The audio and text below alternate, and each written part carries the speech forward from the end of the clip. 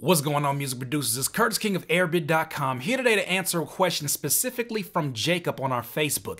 He asks, should beginners tap into advertisements on Facebook or any other website? Should they even be worried about advertisements? Let's talk about it. Airbit.com.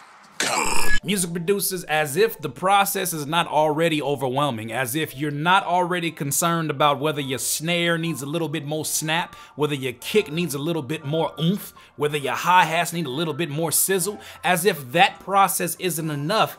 You mean to tell me, Curtis, that I gotta focus on Facebook ads and advertisements and become an ad genius in the same process? Slow it down. No, you do not have to become an ad specialist in the very beginning. Actually, I suggest that you don't even try, or not even try, but you shouldn't even be concerning yourself with embarking on that journey. Here's the thing to understand.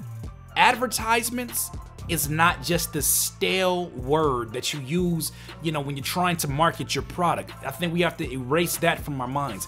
Advertising is a skill set. Advertising is an art form, and you should address it as such. Here's the thing, us as producers and even some rappers out there will look at, our art form, will give 110% energy into that, and then we get to the business of our music and then it gets really stale and we become very stagnant about, well, how do I market it? Well, you were the creative force that even made this product possible out of sounds that you heard out of thin air, and you made them a reality out of sounds that were given to you that were designed to sound one way. You made them sound another way. You are the creative.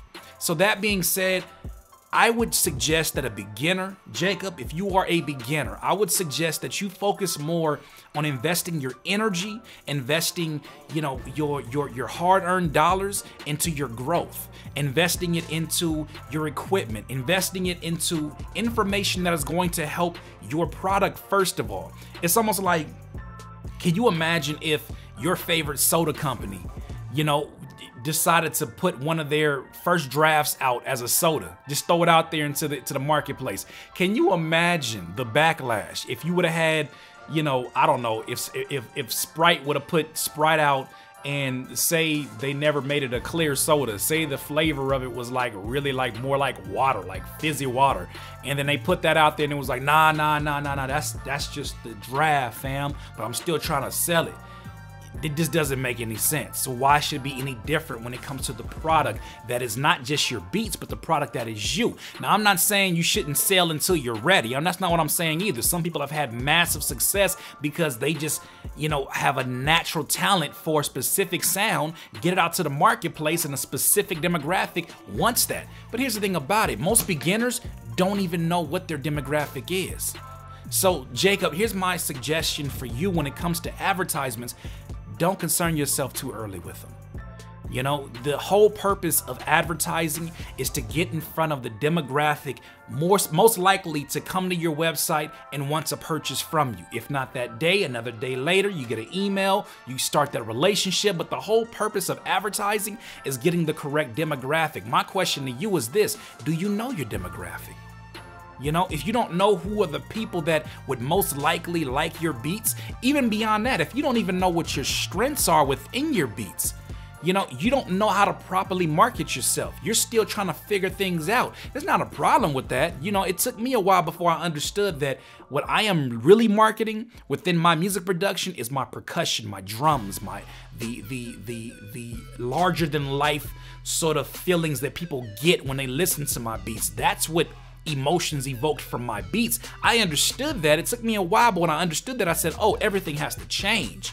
Everything must look larger than life. The logo must look not like every other producer. It must look, I wanted to make it look like it's a corporate logo that could sit aside Pepsi, that could sit aside Google, that could sit aside, Windows. Any company that I ever looked up to, I wanted this to align with that. And so then once I knew that aspect of what I represented, it helped me understand how to market myself and then what advertisements would be best to bring those people to my particular business. So when it comes to advertisement, take it slow. I'm not saying don't consume information, but Maybe I am, because sometimes you can consume so much information you get analysis paralysis and you don't do anything at all, because you hear everybody saying you shouldn't do this, don't do this, don't do this. You don't do anything at all, which is a very human thing. You know, you don't want to get in a situation where you're getting way too much information before you're ready for it. So if you're a beginner, focus on your art. Focus on what you truly love. Once you love that, once you understand the process, you're gonna find something that occurs when you're growing within music. You're gonna find that same growth to occur when you start to get into the business of your music. You know, the same way that you had to learn, you know, your favorite tempos, sort of your groove, your swing, the right kind of snares that you like, the way that you mix your snares, the way that you mix your kicks, all these things that you had to learn along the way, or you're still learning. You're gonna learn that about business. You're gonna understand, you know, the need to have a target demographic that you're pointing to. You're gonna wanna know the strengths of having, you know, sort of A/B testing in advertisement, where basically you take, you know, two different ads, or you take one ad and say, like, for instance, you change the text of one of them to appeal and another text to appeal, and you put those out there, and basically you are testing the same audience with two different variations. And maybe you can even A/B split test a audience, and you can say, you know, let's try 17 to 24-year-olds who are still in college. Let's try 28 to 35-year-olds who are in the workforce. It gets crazy when it comes to this marketing, excuse me. It gets crazy when it comes to this marketing and advertising. So before you jump into that beast, understand the thing that you came here to love, because sometimes you can get into something else and then you end up, you know, watching a 4-hour tutorial about Facebook ads, and then you start asking yourself the question, why am I watching? I didn't come into making music to learn about advertisements. But then you see how required it is to, you know, after you have invested the time into your beat, you start seeing how much of a requirement this is to get your music in front of the right people. But I'm saying take it a step at a time. You don't have to understand everything all today. Jacob, take your time.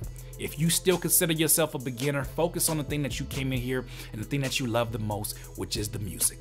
If you guys think that as a beginner, you should be focusing on ads, or you think that you shouldn't be focusing on ads, please leave a comment below and help your man's Jacob out. Let him know your particular views on it. We encourage engagement. Once again, this is Curtis King of Airbit.com. Have a good one. Airbit.com. Music producers, don't forget to subscribe to the Airbit channel right now.